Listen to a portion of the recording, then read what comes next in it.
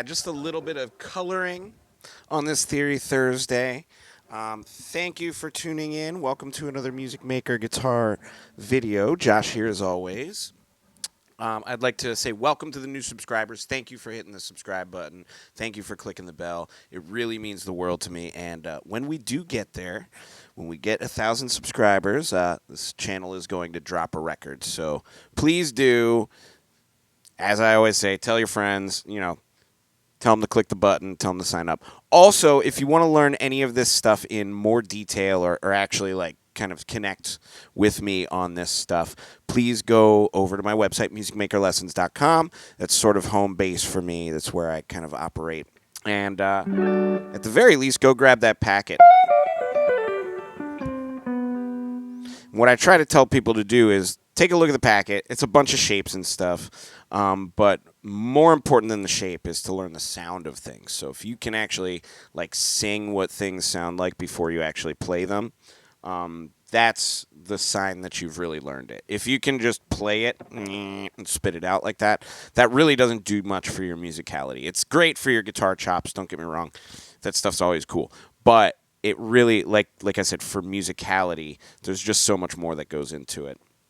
And like with any language, and I don't ever force reading upon people. Sometimes people just want to play guitar, and I appreciate that, and that's fine.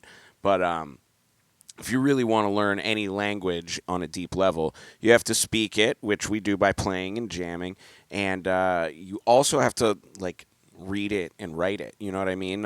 It's no wonder people that go to regular school are pretty good at speaking English. They have to read it and write it a little bit as well, so that's extra practice in the language. So I would encourage anybody who's learning this stuff, definitely kind of pick up a book and see if you can learn to read. I recommend this one. Shout out to Susan Palmer. I'm having a lot of success with my students who are checking her stuff out. So that said, yeah, learn to read a little bit. That helps. But today, I actually wanted to talk a little bit about guitars themselves. I know it's Theory Thursday, and we usually talk music theory, but I've been playing all these gigs, and it's funny. I do a really specific thing just to make sure there's a really good sound on the gig. Is I check in advance and I go hey, what guitar are you playing?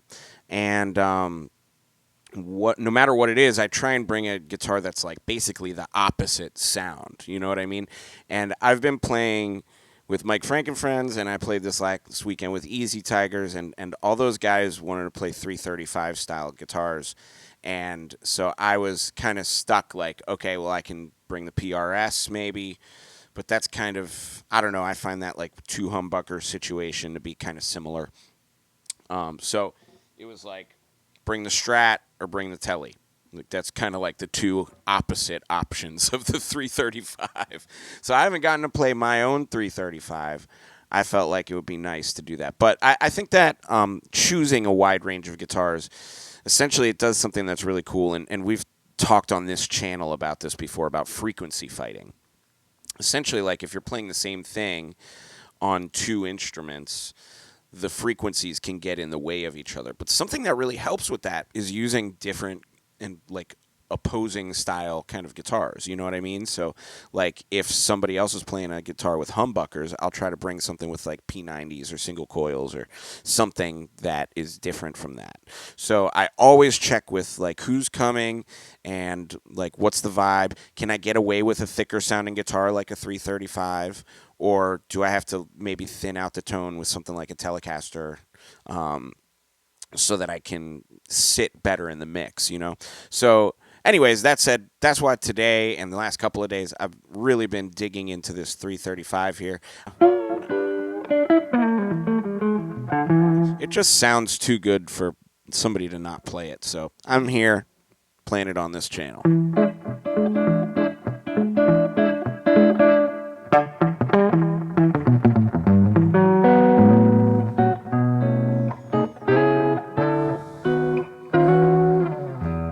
Anyways, yesterday I was talking about the NFTs, non-functional triads, and I thought we would maybe just continue that conversation a little further today because, yeah, if you start doing that, again, you start to think about melodies. So let's go over what I'm playing there.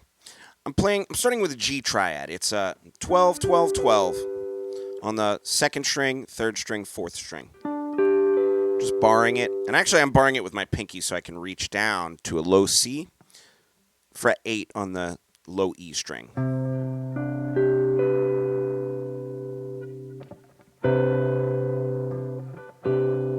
Hope you can see that.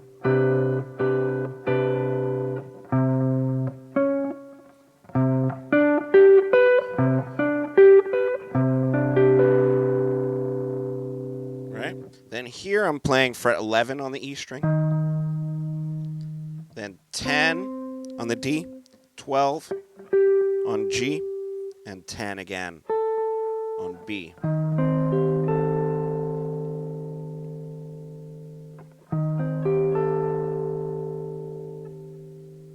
Sometimes I move my fingers around a little bit more so I can mute, so sorry if that's a little hard to see, but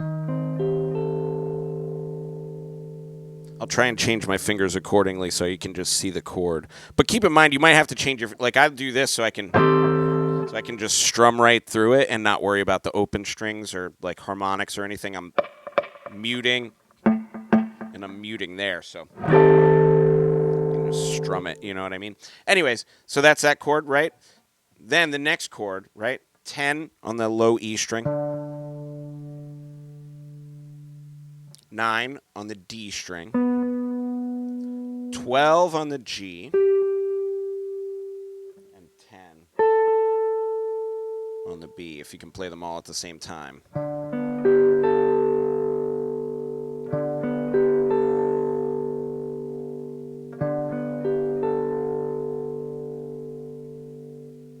And then I'll play it. The next chord that I'm hearing is like this, probably.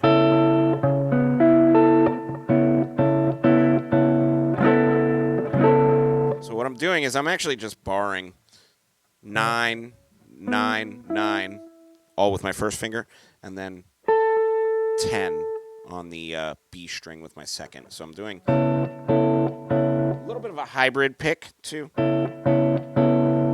keep some of those notes out, but you can also do the same thing and like add fingers. So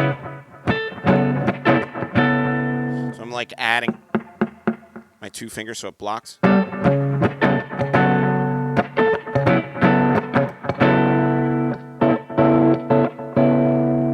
Depends on what you like. Then I'm doing a C13, A9, A major 9 with a third in the bass. Right? Or you can think about it as C sharp minor with a sharp 5. Then C13, so that's fret 8, skip the A string, fret 8 on the D string, 9 on the G, 10 on the B. Right? Then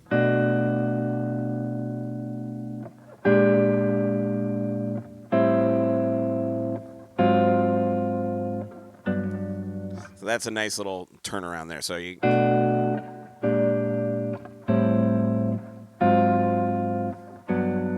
it's a little different than what I was doing, but that's kind of what I'm hearing now as I'm teaching it. So here you go. That's what you get. Little, nothing's ever the same way twice in jazz. So sorry about that. So that's a B minor, right? 7 on the E, then 7, 7, 7. Then B flat 13. That's the same shape, just from fret 6. So 6, 6, 7, 8. No notes on the A string, no notes on the E string. Then again, same shape, A minor. It's 5, 5, 5, 5. No notes on the A string, no notes on the E string. And then the same shape again, A flat 13. That's 4, 4, 5, 6.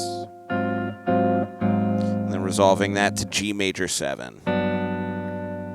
Down here at fret 3, G in the bass, and then skipping to the D string, fret 4, 4, 3.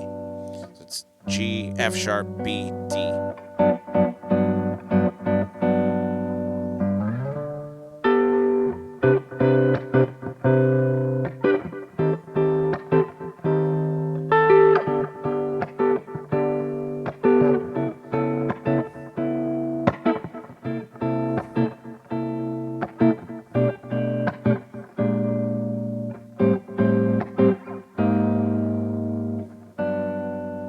Oh, that was nice. We'll do that. So instead of B minor, you could also do this. So B minor with a sharp 5. So that'd be 7, 7, 7, 8 instead of 7, 7, 7. Then same 13 chord. Then this one's like a A minor bar chord, keeping the same note in the melody there. So it's like 5, 7, 5, 5, 8. Then here's a fun one. It's major 6, 9 chord. So that is fret 4. And then we're barring with our first finger all the way down. So it's 4, 3, 3, 3. Then I'm going to add fret 4 there on the B string, and then back to fret 3 there on that bar finger. So it's 4, 3, 3, 3, 4, 3. And then just move that down. You've got G major 7 there, with a 6 and a 9. Beautiful. Anyways, hopefully that's been helpful for this Theory Thursday, breaking down some chords for you and going with some, just, again, like some of these chords actually aren't diatonic to the key of G, which is kind of where we're living in this particular example. But the beautiful thing is that you can color outside of the key using some of these things, as long as you're mixing your functional triads and your non-functional triad NFTs, right? Cash in on those NFTs, get all that you can out of them, push your boundaries as far as you can, and I urge you get your guitar out and play today, and I will see you tomorrow for Funk Friday. Cheers.